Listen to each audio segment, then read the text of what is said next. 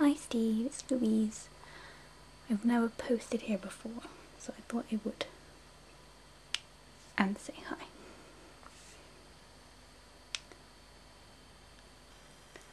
I have a new room, so I will show it to you. Because that is a door. That is a mirror. Hey.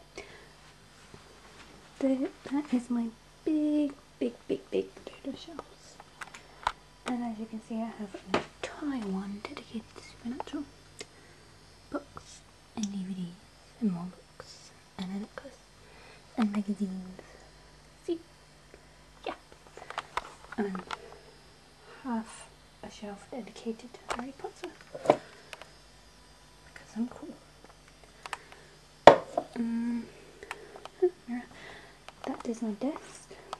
I tidied it, but it's still a little bit messy. Let's see more Supernatural. That's a bin. It's a wardrobe. This is a broken wardrobe. Nearly killed me, that did. This is my window. With a flag on it.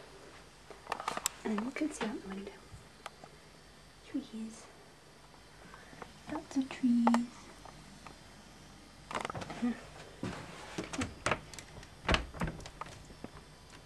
Okay, but it's not opening, so you don't get to look outside.